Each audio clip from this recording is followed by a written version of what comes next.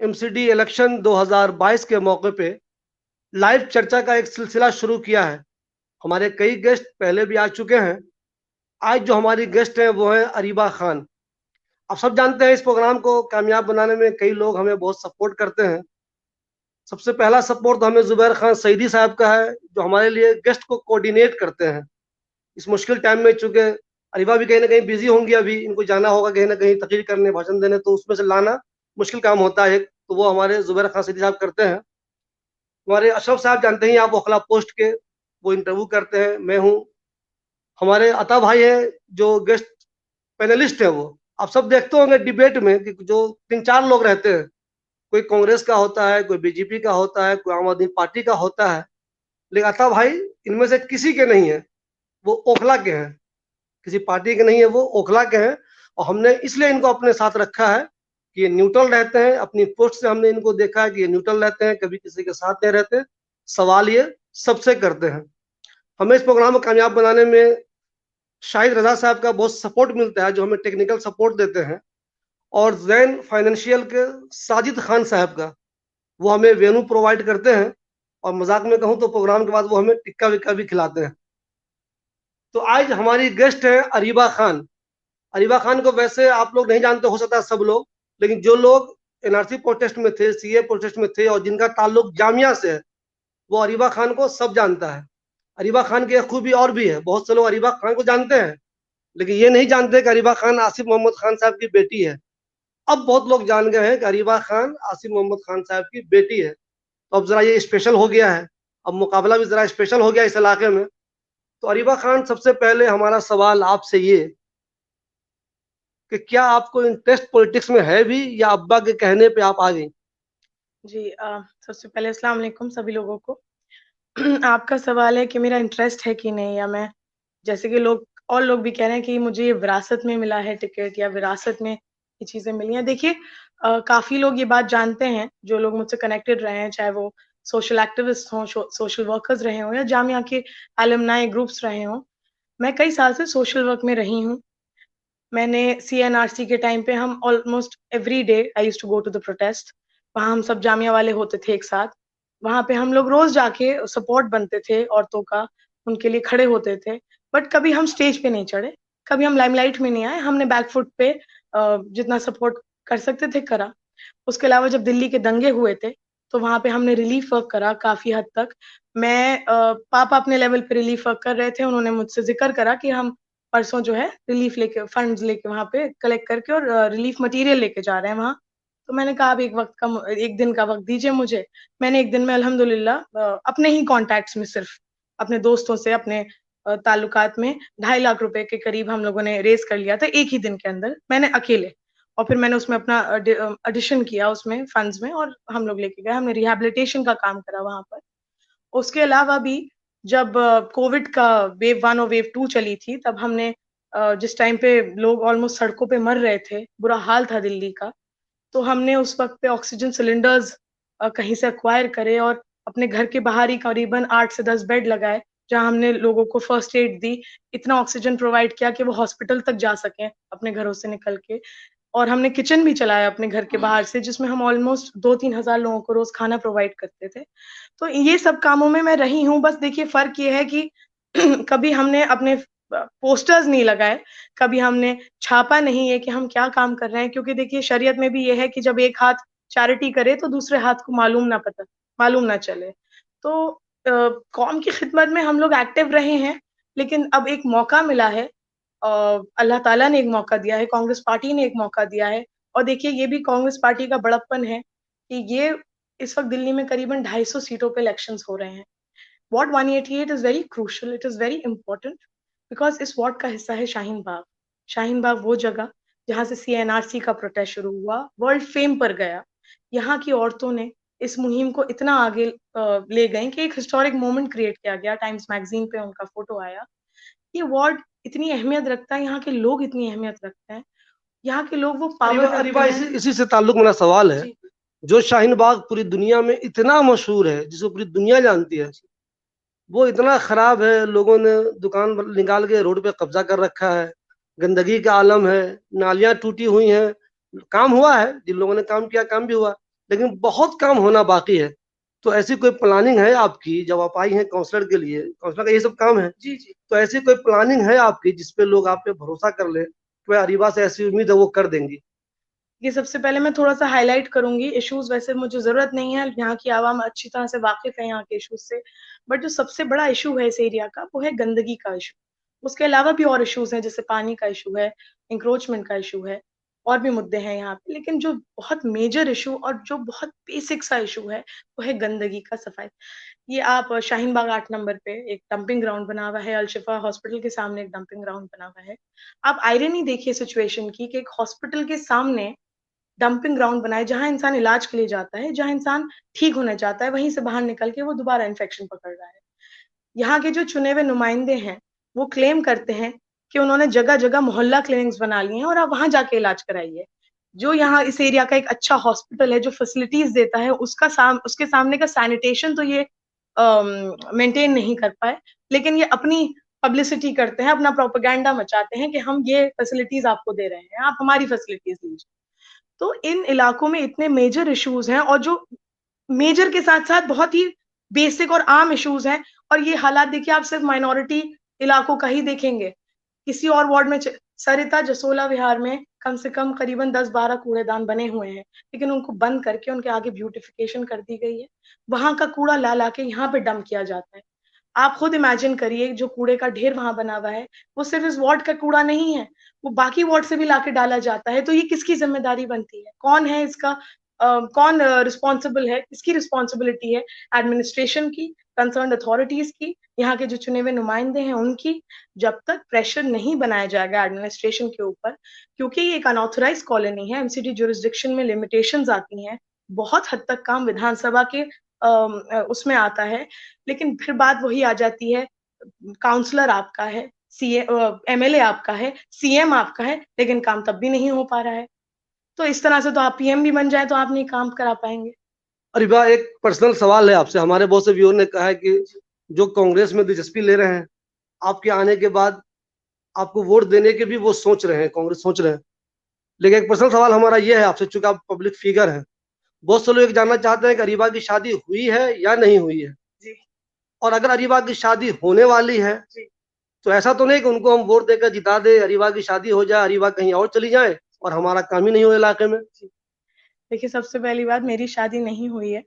और देखिए, ये एक इसको बहुत अफसोसजनक बात कहेंगे कि कोई आदमी खड़ा होता है तो उससे कभी ये सवाल नहीं किया जाता कि आपकी शादी हुई है या नहीं, आपकी बीवी कल नहीं, को लोगों की दिलचस्पी इसमें है ना कि कहीं चल नहीं रहे यहाँ से। मैं वही बात, ये भी तो हो सकता है कि किसी आदमी की बीवी आए, वो उसको ये काम ना करने दे, वो घर पे आए दिन की लड़ाइयां लड़े कि तुम पब्लिक मीटिंग्स में नहीं जाओगे, तुम लोगों के बीच बैठ के बात नहीं करोगे।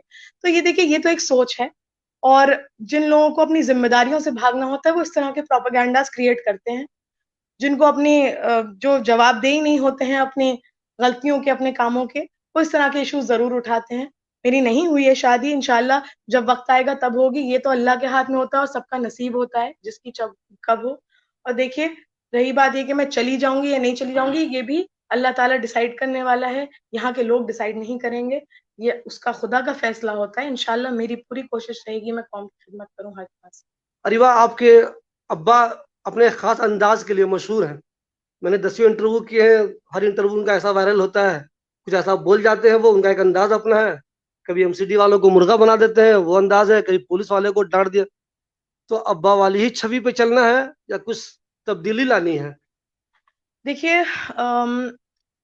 अब्बा ने हमारे ऑलमोस्ट 25 साल हो गए हैं पॉलिटिकल करियर में, काफी एक्सपीरियंस है उन्हें, काफी लोगों से उनका वो पढ़ा है। अ, अब देखिए, एक यूथ का टाइम आ चुका है, यूथ को आगे आने का टाइम आ चुका है। एक सोच में एक डिफरेंस है, काम करने का जज्बा पूरा है, जोश पूरा है, जैसा उनका था वैसा ही मेरा है, बल्कि उससे ज्यादा ही रहेगा मेरे ख्याल से, क्योंकि देखिए मैं जामिया की स्टूडेंट भी रही हूँ। हम जामिया वालों से अच्छे ये बात कोई नहीं जान सकता कि किस तरह से हमें डेवलपमेंट की जरूरत है, हमें चेंज की जरूरत है। रही बात, देखिए, हमारे वालिद साहब ने आवाज उठाई, हमेशा आवाज उठाई यहाँ की कौम के लिए, यहाँ की जातियों के खिलाफ, यहाँ के जुल्म के खिलाफ, एडमिनिस्ट्रेशन के खिलाफ, पुलिस के जुल्म के खिलाफ आवाज उठाई।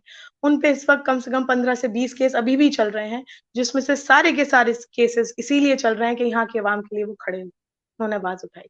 और देखिए, अगर जरूरत पड़ी, अगर मैं इंशाल्लाह आती हूँ और मेरा टर्म आता है और जरूरत पड़ी जहां ज्यादती हो रही होगी, जहां जुल्म होगा, हम उसी तरह से आवाज उठाएंगे जुल्म के खिलाफ।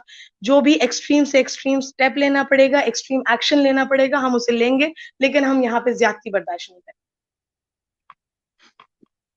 जी बहुत शुक्रिया, आपने बहुत ही अच्छे अंदाज में अपनी बातों को एलोबरेट किया। मुझे ये बताइए कि ओखला की आवाम से आप उम्मीद करती हैं कि आपको चुने, 188 की आवाम, तो क्यों चुने? इस क्यों का जवाब आपके पास क्या है?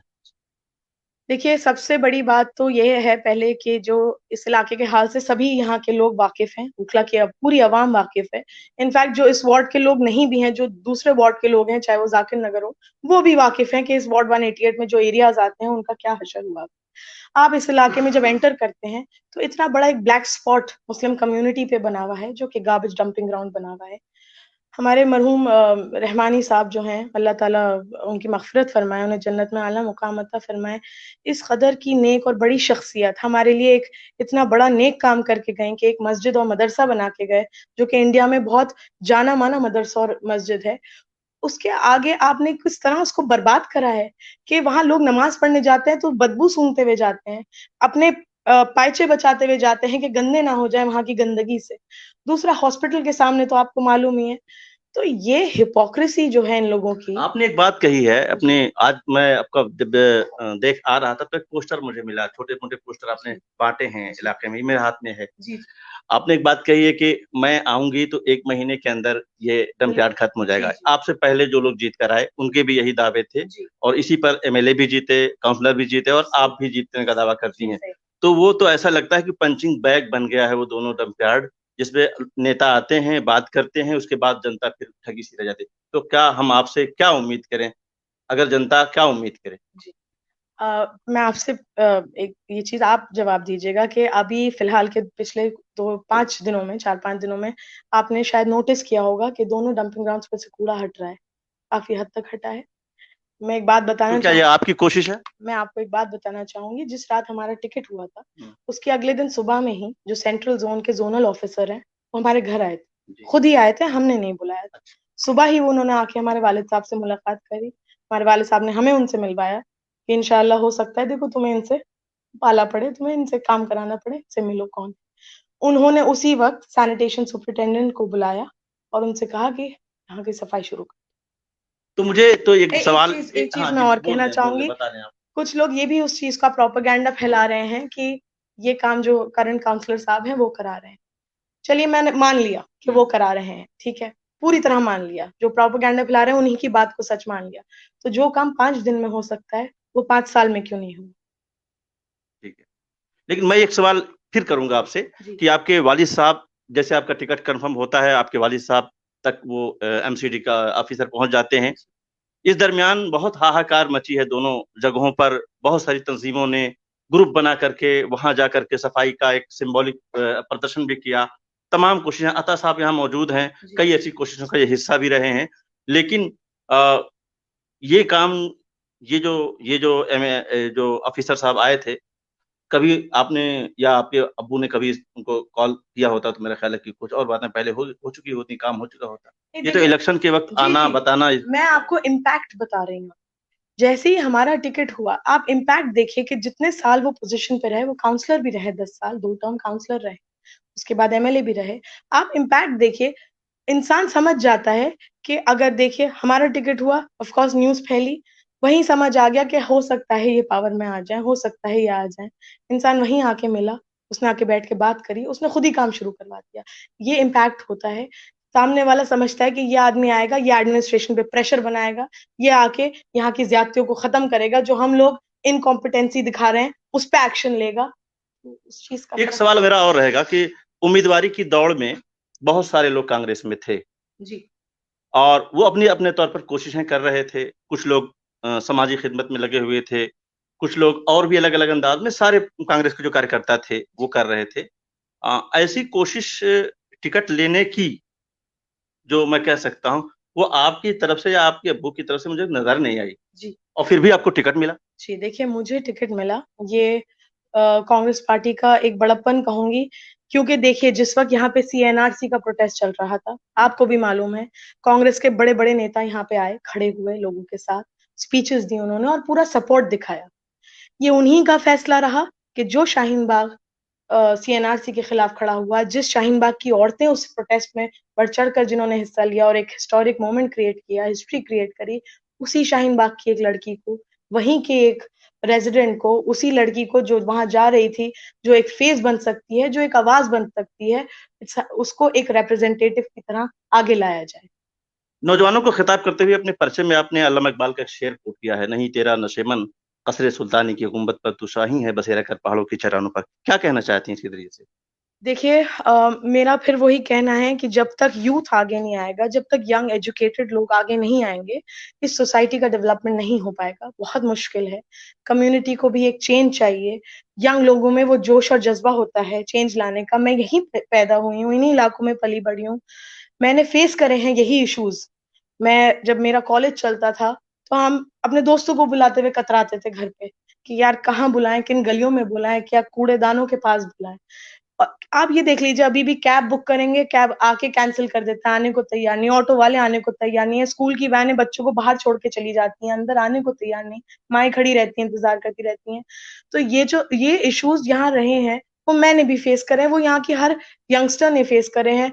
उनके पेरेंट्स के लिए कितना मुश्किल होता है, जो घर में उनके ग्रैंड पेरेंट्स हैं। चलिए ठीक है, मैं अब ये अपना माइक देता हूं अता खान कबीर को, क्योंकि अता खान कबीर के बारे में जैसा कि हमारे सीनियर शिबली साहब ने बताया कि वो जनता के नुमाइंदे हैं और सबसे सवाल करते हैं और बराबर सवाल करते रहे हैं पिछले 5 साल से हम लोग देखते हैं। तो मैं उनसे पूछता हूं कि आपके पास क्या सवालात हैं अरीबा के लिए? सबसे पहले तो अरीबा आपको बहुत बहुत मुबारकबाद कि आप यहाँ से उम्मीदवार हैं, और दुआ भी है कि आप यहाँ की आवाम अगर आपको बेहतर समझे तो आपको जो है वोट देके इस इलाके की खिदमत का मौका दे। मेरा सवाल आपसे यह है कि जैसा कि इलाके की गंदगी और सैनिटेशन प्रॉब्लम और डंप यार्ड प्रॉब्लम, ये सारी जो इस इलाके की प्रॉब्लम है, और बदकिस्मती ये है कि काउंसलर पे काउंसलर बदलते रहे और पब्लिक बदलती रही काउंसलर पे काउंसलर, लेकिन हालात नहीं बदल पाए, बल्कि बद से बदतर होते रहे। वो चाहे हम किसी भी जरिए से, किसी भी प्रचार के जरिए से उसको ढकने की कोशिश करें, लेकिन वो बदलते नहीं भाई। यहाँ तक कि हमने ये मान लिया कि ये हमारी किस्मत है कि हमें ऐसे ही रहना है, और जो आवाज उठाए तो उसे कह दिया जाए कि दूसरे इलाके में चले जाओ। तो मैं आपसे ये जानना चाहता हूँ, क्योंकि आज आप भी उम्मीदवार हैं, आज आप भी वादे कर रही हैं, मैं आपसे ये जानना चाहता हूँ कि आपके पास क्या प्लान है कि कैसे इलाके को साफ करेंगे, क्योंकि देखिए ये अनऑथराइज इलाका है, यहाँ सैनिटेशन वर्कर की कमी है, यहाँ जमीन नहीं है, ये और जो गार्बेज पिकर हैं, जो वेस्ट वर्कर्स हैं, उनका एक नेक्सस है यहाँ। तो कैसे आप काम करेंगी, कैसे उस नेक्सस से जूझेंगी? जो यहाँ की कंपनी है जो कूड़ा उठाती है, उससे कैसे जूझेंगी, कैसे गाड़ियों की कमी को आप पूरा करेंगे, उसका क्या प्लान है, क्या सोचा है? देखिए मैं एक बार और हाईलाइट करूंगी ये पॉइंट। देखिए सबसे पहली बात, यहाँ के वार्ड का कूड़ा सिर्फ ये नहीं है, ये दूसरे वार्ड से भी लाके यहाँ पे डंप किया जाता है। सबसे पहले तो देखिए इस पे एक्शन लेने का है कि दूसरे वार्ड्स का कूड़ा यहाँ आना बंद हो, सबसे पहली बात।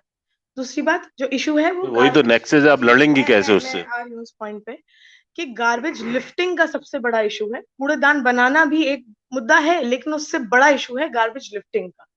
क्योंकि वही बात कि जो 16 सरिता विहार में कूड़ेदान है और वहां बंद करके ब्यूटिफिकेशन कर दिया। ये दूसरा जो आपका सवाल था, किस तरह से इसको मैनेज किया जाएगा, तो मैनेजमेंट के लिए देखिए ऑफ कोर्स आपकी बात सही है। जो गार्बेज पिकर्स हैं उनकी तादाद काफी कम है एमसीडी में। अनऑथराइज कॉलोनी की वजह से एमसीडी के जुरिस्डिक्शन में बहुत लिमिटेशंस आ जाती हैं। और जो नेक्सस की बात कर रहे हैं आप, जो गवर्नमेंट ने जिनको टेंडर दिया हुआ है जिस प्राइवेट फर्म को, वो देखिए हमारा एक जो मेरा जो एक उसको कह लीजिए एक प्लान है या जिस पे हम काम कर सकते हैं, वो हमारा ये रहेगा कि जो यहाँ के लोकल गार्बेज पिकर्स हैं उनके साथ जैसे उनको इकट्ठा किया जाए, उनके साथ बैठ के एक प्लान और यहाँ के सिटीजन्स के साथ भी जो रेजिडेंट्स हैं सब बैठ के एक प्लान डिवाइस किया जाए कि किस तरह से उनकी या तो तादाद थोड़ी बढ़ाई जाए, किस तरह से उनके मैनेजमेंट किया जाए, वेस्ट मैनेजमेंट के ऊपर काम किया जाए, किस तरह से कूड़ा सही तरीके से सही जगहों से निकाला जाए और उसको सही तरह से डंप किया जाए।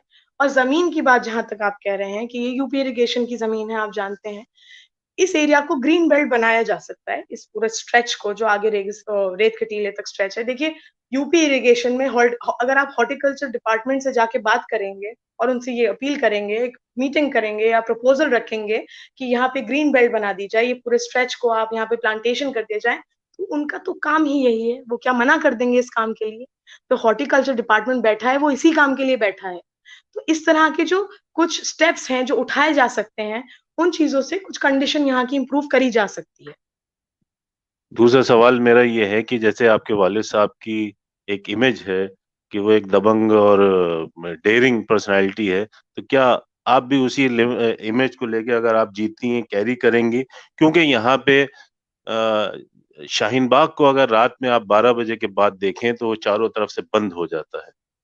जसोला शाहीन बाग पुलिया बंद होती है, अगर किसी को अपोलो जाना है तो उसे पूरा 6 नंबर 9 नंबर से घूमते हुए अंडरपास के किनारे से होते हुए अपोलो जाना पड़ता है, हर तरफ से बंद हो जाता है। दूसरे एमसीडी आए दिन चालान काटती है, दुकानों के, होटलों के, बेकरीज के चालान काटती है। तो इसको कैसे आप ठीक करेंगी? क्योंकि एमसीडी को हाइजीन भी देखना है और जाती भी उनकी रोकना है। इस पे आप कैसे काम करेंगी? क्योंकि शाहीन बाग को चारों तरफ से बंद किया जाता है, एमसीडी की भी जाती है। देखिए ज्यादती पे तो सबसे पहली बात मैं ये कहूंगी कि पिछले कुछ सालों में पहला मेरा सवाल ये था कि आपके वालिद साहब की जो दमंग और डेयरिंग इमेज यहाँ पे है, आप वही कैरी करेंगी या फिर वालिद साहब ही आगे चलाएंगे काम को या आप चलाएंगे? नहीं, इंशाल्लाह देखिए हमारी पूरी कोशिश रहेगी। वालिद साहब का देखिए एक मैं चीज जरूर लूंगी, उनका एक्सपीरियंस, उनके एक्सपीरियंस का पूरा एडवांटेज उठाऊंगी। उनकी जो इतने साल का पॉलिटिकल वो रहा, उसका पूरा फायदा उठाया जाएगा और उसके साथ मैं काम करूंगी, मैं आगे बढ़ के। और देखिए उनकी इमेज जो रही है, उसकी वजह से ही इस एरिया में जुल्म और ज्यादती कम थी। पिछले कुछ सालों में इस एरिया में जितने मर्डर्स हुए हैं, वो जब हमारे वालिद साहब पावर में थे तब नहीं होते थे। जिस हिसाब से लड़कों को चाकू और गोलियां मारी जा रही हैं, जिस हिसाब से पुलिस हर कुछ दिन में आ जाती है हफ्ता मांगने लोगों से, जिस हिसाब से चलते फिरते आदमी के चालान कट रहे हैं, बात बात पे इंसान घर के आगे समरसेबल नहीं लगा पा रहा है, बोरिंग का पानी नहीं करा पा रहा है बिना 25-30 हजार रुपए निकाले। ये ज्यादतियां ये इन्हीं कुछ सालों में बढ़ी हैं, इन्हीं कुछ सालों में ये सामने आई हैं। उसका रीजन भी यही है कि जो यहाँ के चुने हुए नुमाइंदे हैं, वो अपने जाती मफाद के काम करने के लिए पुलिस के साथ मिले हुए हैं। तो ये मेरा पूरा पूरा आपको अश्योरेंस है, देखिए कि ज्यादती के खिलाफ मुझे कितना ही एक्सट्रीम स्टेप क्यों ना उठाना पड़े, कितना ही मेजर से मेजर एक्शन क्यों ना लेना पड़े, वो हम लेंगे, पूरी तरह लेंगे। इनकी तरह मुनाफिकत नहीं दिखाएंगे कि एक तरफ जो यहाँ के नुमाइंदे हैं वो सीएनआरसी के प्रोटेस्ट में जाके खड़े हो रहे हैं, उसी वक्त उनके जो लीडर हैं वो ये कह रहे हैं कि आप दिल्ली पुलिस हमारे अंडर कर दीजिए और हम पूरा शाहीन बाग का प्रोटेस्ट हटवा देंगे। मरकज जब यहाँ पे कोविड फैला दिल्ली में, तो उन्हीं के लीडर ने कहा कि मरकज का इतना बड़ा मुद्दा यहाँ पे उठाया, मौलाना साहद साहब जैसी शख्सियत को बदनाम कर दिया, बुरी तरह एफआईआर कर दी उनके खिलाफ। उन मरकज की टैली टीवी पर अलग दिखाई जाती थी जिस वक्त दिल्ली के कोविड केसेस बढ़ रहे थे, और ये कहा गया कि मरकज ही जिम्मेदार है दिल्ली का बुरा हाल करने में। जब हमारे भाइयों और बहनों पे लाठियां चल रही थी, कहाँ थे इन चुने हुए नुमाइंदों के लीडर? कहाँ बैठे हुए थे? क्यों नहीं आए हम लोगों के बीच? आम आदमी का हिस्सा है वो, आम आदमी की प्रोपेगेंडा कर करके वो हमारे बीच आके जीते, तो क्यों नहीं आए आम आदमी का हाल पूछने के लिए? क्यों नहीं हमारे भाई, आज तक कितने भाई रातों रात उन्हें उठा लिया गया, उनके ऊपर अलग अलग एक्ट्स लगा दिए गए, केसेस लगा दिए गए, उनको अभी तक कितनों का तो मालूम ही नहीं किन जेलों में पड़े, किन हालों में है, जिंदा है कि नहीं, आज तक माएं जूझ रही हैं। आजमी के प्रेसिडेंट है शिफाउर रहमान साहब, वो उन्हें 2.5 साल हो गए ऑलमोस्ट जेल में। मीरान हैदर भाई हैं, इसी तरह कितने लोग हैं जो आज तक जेलों में पड़े हैं। क्या कसूर था कि मुसलमान आवाज उठा रहा था जुल्म के खिलाफ? क्यों नहीं उस वक्त लीडर आए, इनके सीएम साहब आए, यहाँ केजरीवाल जी आके बोले कि हम तुम्हारे साथ खड़े? ये hypocrisy, this has to end. ये मुनाफिकत खत्म होने का वक्त है अब। ये इन मुद्दों के पीछे छुप नहीं सकते। इनकी रेडिकल सोच सामने आ चुकी है, इनकी आइडियोलॉजी सामने आ चुकी है।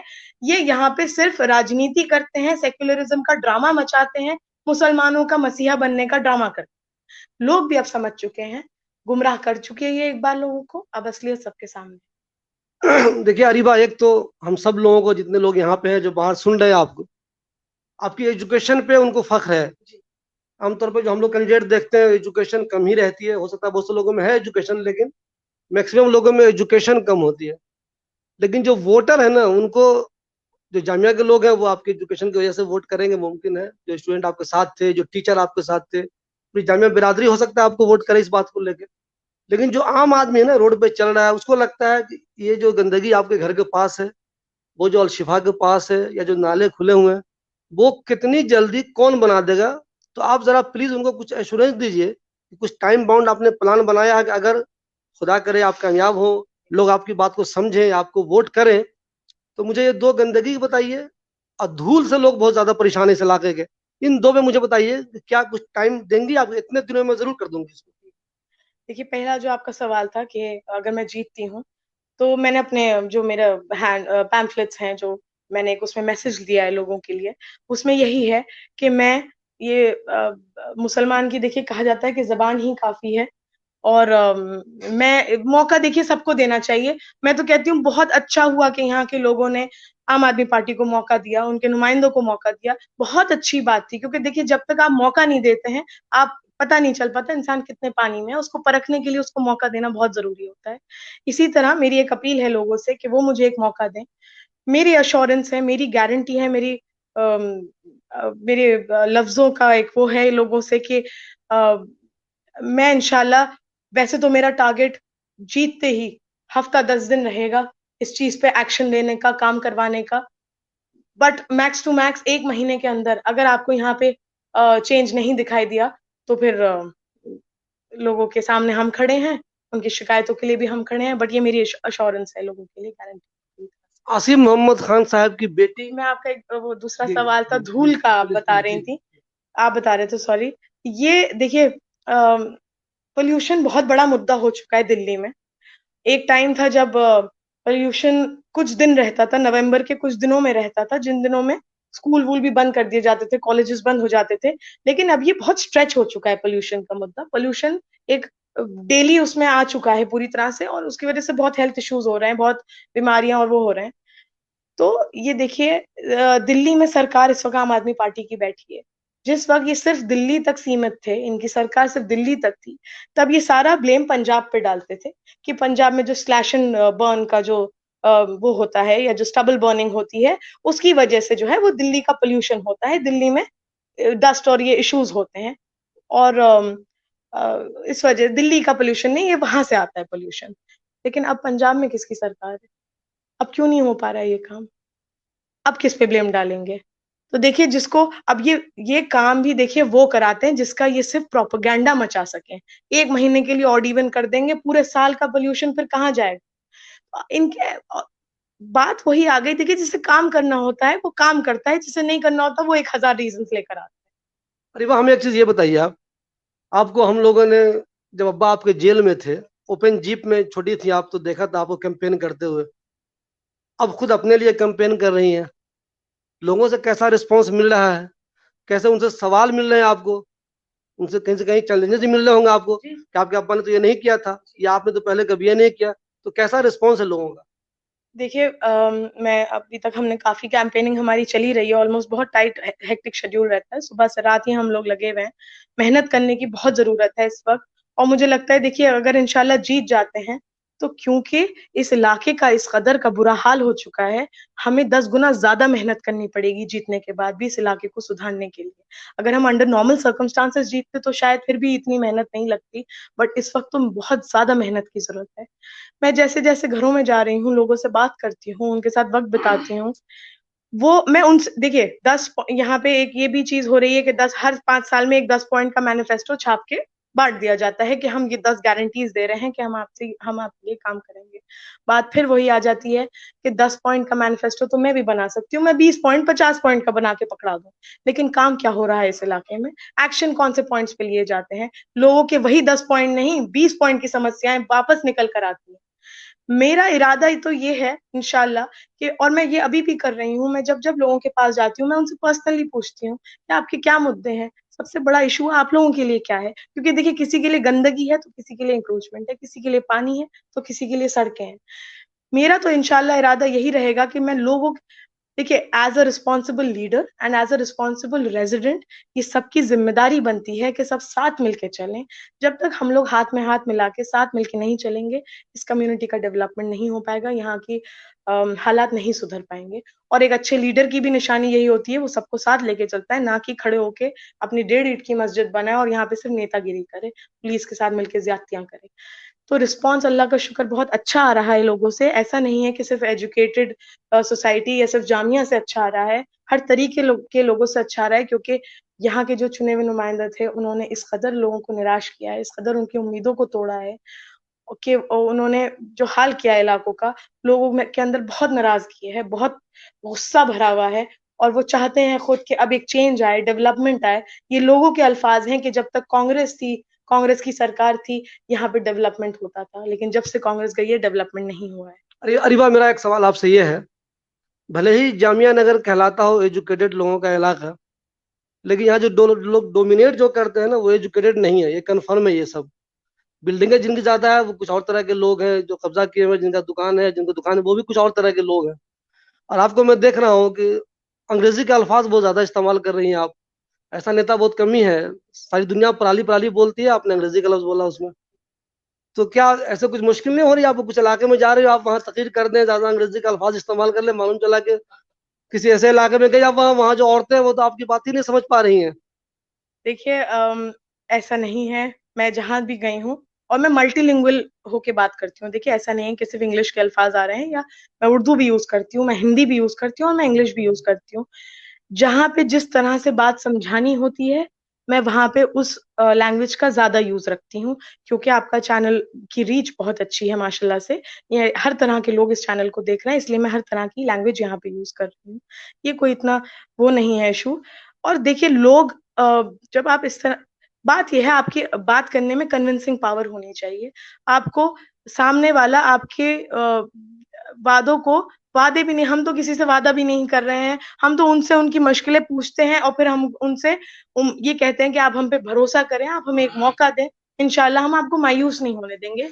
हम कोई ठेस वादे नहीं कर रहे हैं कि हम पता नहीं पूरा नक्शा बदल देंगे, झूठे वादे नहीं कर रहे हैं, अनरियलिस्टिक वादे नहीं कर रहे हैं, रियलिस्टिक बातें करेंगे, रियलिस्टिक मुद्दों पे इशू उठेगा। जी अरीबा, ये मुझे बताएं कि जो पार्षद जी हैं, जी। जो निवर्तमान अब हो चुके हैं, जी। उनके कौन कौन से ऐसे पॉइंट्स हैं, जब आप मैदान में उतरी होंगी, जाहिर सी बात है कि सबसे पहले तो उनके सामने आप खड़ी हैं, तो उनकी कमजोरियां क्या रही, उनकी नाकामियां क्या रही, क्या कुछ पॉइंट आउट आपने किया, किस किस मुद्दे पर फेल हुए, और वो आपसे अगर आप जीत कर आती हैं तो कम से कम वो आपसे वो गलतियां, वो कमजोरियां न दोहराई जाएं। तो कुछ मुद्दे मुझे बताइए, ओखला के कौन कौन से मुद्दों पर वो फेल हुए हैं, अगर आपने कुछ पॉइंट आउट किया। देखिए, मैं इस सवाल का जवाब सबसे पहले मैं इस पे ये कहूंगी कि पार्षद जो हमारे एक्स काउंसलर साहब थे, अभी तो एक्स ही हो गए, एक्स काउंसलर साहब ने तो पहले खुद ही माफी मांगी है यहाँ की आवाम से। उनकी कई मीटिंग्स हुई हैं जिसमें उन्होंने, इंटरव्यूज हुए हैं, उन्होंने खुद माफी मांगी है कि मैं यहाँ काम नहीं करा तो पाया। अगर जनता ने माफ कर दिया तो फिर तो आपका नंबर नहीं आएगा। वो देखिए, यहाँ के लोगों को अब और गुमराह नहीं किया जा सकता है। यहाँ के लोग बेवकूफ नहीं है, यहाँ की आवाम बेवकूफी में अब फैसला नहीं करेगी। उनको बहुत लेवल पे गुमराह किया गया। और देखिए, जब सामने एक हवा चली थी दिल्ली में, बड़े बड़े नेता हार गए, एक हवा चली थी आम आदमी पार्टी की, ठीक है, उस हवा में सब बह गए, लेकिन अब वापस सबके कदम जमीन पर आ चुके हैं, वापस सब समझ चुके हैं कि यहाँ क्या अपनी चल। जीत को लेकर के कितना आश्वस्त हैं आप, कितना मुतमईन है कि आप जीत कर निकलेंगे यहाँ से? उम्मीद पूरी है यहाँ के लोगों से। देखिए, जब मैं 7 साल की थी, हमारे वालिद साहब का काउंसलर का इलेक्शन था, तो हमारे वालिद साहब जेल में थे और हमने ही कैंपेन करी थी। उस वक्त पे गुजरात में दंगे हुए थे, राइट्स हुए थे, हालात बहुत खराब थे वहाँ।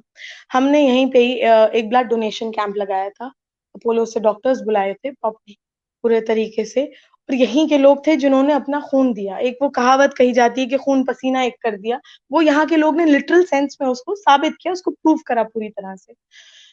इस लेवल की तो मोहब्बत है यहाँ के लोगों के दिलों में, इस लेवल का जज्बा रखते हैं वो, कि उन्होंने अपना खून निकाल निकाल के दिया। 70-70 साल के बुजुर्ग आ रहे थे, उनको वापस भेजा जा रहा था कि आप लोग नहीं दे सकते, और वो वहां अड़ गए थे कि नहीं, हम खून देके जाएंगे। तो जिस जिस मोहब्बत से यहाँ के लोगों ने मुझे और मेरे वालिद साहब को, मैं इतनी छोटी थी उस वक्त, नवाजा, आज जब मैं उनके घर जाती हूँ तो हर इंसान ये कहता है कि बेटा तुम इतनी सी थी, हमने तुम्हें गोदों में खिलाया, गोदों में इलेक्शन लड़ाया, और आज माशाल्लाह इतनी बड़ी हो गई हो। उस दिन अपने अब्बा के लिए आई थी, आज अपने लिए आए हो, इंशाल्लाह कामयाबी पूरी मुझे मिलेगी। ये बताएं कि अगर मैं आपको 2 मिनट देता हूं तो 188 की जनता के सामने आप उनसे अपील क्या करेंगे अपने लिए? अगर मैं 2 मिनट का वक्त देता हूं, अब तक हमने सवाल जवाब किए, अब आपका मौका है कि आप 2 मिनट में बात जनता के सामने डायरेक्ट करें। जी।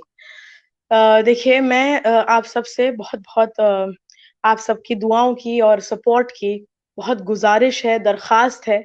देखिए, हर वोट बहुत कीमती होता है। एक-एक वोट की बहुत अहमियत होती है और देखिए, इस इलाके में बदलाव लाने की भी ताकत आप ही के पास है। जब आपका वोट एक तरफ़ा डलेगा, जब आप लोग एक फ़ैसला उठाएँगे, तो वो बदलाव लाना भी आप ही के बस में है। आप ही वो बदलाव ला सकते हैं और इस इलाके के हालातों को ठीक कर सकते हैं। आप सभी से मेरी अपील है, दिली अपील है कि देखिए, अपना वोट ज़ाया ना होने दें, एक तरफ़ा होके वोट डालें। यहाँ के चुने हुए नुमाइंदों ने जिस तरह से सबकी उम्मीदों पे पानी फेरा है, अपने वादों पे पूरे नहीं खड़े हुए। आप सभी वाकिफ़ हैं उस बात से, तो एक मौका इंशाअल्लाह हमें भी दीजिए, आपको मायूस नहीं होने देंगे। आपकी उम्मीदों पे पूरी तरह खड़े उतरेंगे और देखिए, झाड़ू ने तो आके यहाँ कोई सफाई नहीं करी, लेकिन आप एक बार हाथ से हाथ मिलाइए, इंशाअल्लाह साथ मिल के काम करेंगे। जी, मैं शिबली साहब को माइक देता हूं। शिबली साहब, आप। देखिए दोस्तों, ये थी हमारे साथ अरीबा खान। अरीबा खान का इस इंटरव्यू में आपने जी, मैं एक चीज़ ये कुछ कहना चाह रही है? देखिए, आप लोगों ने काफ़ी सवालात करे बिल्कुल, मुझसे, बिल्कुल। मैंने बोलिए। ऑलमोस्ट सभी सवालातों का आपके जवाब दिया। एक छोटा-सा मेरा सवाल है कि मेरे इल्म में ये बात आई है कि जो यहाँ के एक्स काउंसलर साहब हैं, उन्होंने ये इंटरव्यू देने से मना कर दिया। उन्हें कई बार इस इंटरव्यू के लिए कॉल किया गया, बट उन्होंने इस चीज़ के लिए मना कर दिया। तो क्या आप इस बात पे देखिए देखिए अरीबा ये कह रही हैं, कल असल में हमारे लिए जो गेस्ट थे वो थे वाजिद खान साहब, जो कि अभी काउंसलर थे। तो वाजिद भाई, आप भी अगर ये इंटरव्यू सुन रहे हैं तो देखिए, अरीबा ये इल्ज़ाम लगा रही हैं कि आप इंटरव्यू में नहीं आए, जबकि कल जो आपके लोगों ने था वो उन्होंने हमसे ये कहा था कि वाजिद साहब जो है वो जा रहे हैं किसी मैयत में। लेकिन कई लोगों ने हम लोगों को फ़ोन करके कहा कि नहीं नहीं, वाजिद साहब यहीं मौजूद हैं, 40 फुटा पे हैं, शाहीन बाग में घूम रहे हैं। हमने उनकी बातों को हालांकि नहीं माना है। तो प्लीज़, हम ऐसा कुछ नहीं है कि हम आपको टारगेट करेंगे या हमारा कोई गेस्ट आपको टारगेट करेगा। आपने बहुत काम किए होंगे, ऐसा नहीं है कि काम नहीं किया होगा आपने। कुछ काम होते हैं जो लोगों को दिखते नहीं है, मुमकिन आपने बहुत। तो आप आइए। और अरीबा का एक तरह से एक चैलेंज हो गया आपको, वो कह रही है वो नहीं आए, तो ये तो आपके लिए एक चैलेंज हो गया। तो वाजिद भाई, आप प्लीज़ आइए, हमारे सवालों का जवाब दीजिए। जो हमारे गेस्ट पैनलिस्ट अता खान होते हैं उनके भी सवालों का जवाब दीजिए, और जो हमारे अशरफ बस्तवी साहब हैं उनके भी सवाल का जवाब दीजिए। ये हम लोग जो आपको बोलते हैं वो तो बोलते हैं, मुझे उम्मीद था कि आप आएंगे। मैं अरीबा की बात नहीं मान रहा हूँ कि आप डर गए होंगे, नहीं आ रहे होंगे। मैं इनकी बात मैंने ये बिल्कुल मतलब मैं नहीं मान रहा हूँ कि वो नहीं आए। आप मजबूरी थी आपकी, मुझे मालूम है। कल कुछ मजबूरी में आप थे जो नहीं आए। आएंगे इंशाल्लाह, मुझे उम्मीद आप आएंगे। मुझे तो उम्मीद थी कि वाजिद साहब आएंगे, क्योंकि 2017 में जो वॉलंटियर्स ऑफ चेंज ने डिबेट करवाई थी उसमें वाजिद साहब आए थे और उन्होंने बखूबी सवालों के जवाब दिए थे, मुश्किल सवाल किए थे। उसमें साजिद अनस साहब जो जर्नलिस्ट नहीं है, एक आम जनता वोटर है, उन्होंने सवाल किए थे, उसमें वो तशरीफ लाए थे। और वैसे ही और भी लोग आए थे, हमें उम्मीद थी कि वो आएंगे। और मैं तो इसमें एज ए गेस्ट पैनलिस्ट मुझे शामिल किया है, मैं आप दोनों का ही बहुत शुक्रगुजार हूँ और यहाँ का वोटर भी हूँ, तो थोड़ा सा हक भी रखता हूँ कि लोगों से सवाल करने का। और ऐसा कुछ है कि मैं ना बैठूं तो मैं नहीं भी बैठूंगा, आप दोनों सवाल कर ले, वो काफी। मैं इसमें कोई मेरी तरफ से वो नहीं, मुजाहिदा नहीं। तो दोस्तों, आज हमारे साथ थी अरीबा खान। अरीबा खान को आप सबने सुना। आप में से बहुत से लोगों को लग रहा होगा कि बोलने में तो माहिर है, एजुकेशन इनकी बहुत बेहतरीन है। इनके अब्बा कौन है ये भी आप जानते हैं। अब इनके अब्बा की वजह से या इनके अपने जो वादे ये कर रही हैं उनकी वजह से, इनके कौन से वादे आपको कन्विंसिंग लग रहे हैं वो आपको तय करना है, ये हम लोगों को तय नहीं करना है। हमारा मकसद होता है कि जो कैंडिडेट है उनसे हम सवाल करें, उनके जवाब सुने। तो अरीबा ने हमारे सवालों का जवाब जो दिया है वो आप देखिए कि आपको कन्विंसिंग लग रहे हैं, नहीं लग रहे हैं। इनके जो वादे हैं वो आपको सही लग रहे हैं या नहीं लग रहे हैं।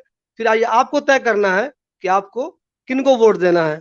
आपने हम सबको देखा, इसके लिए आपका बहुत बहुत शुक्रिया।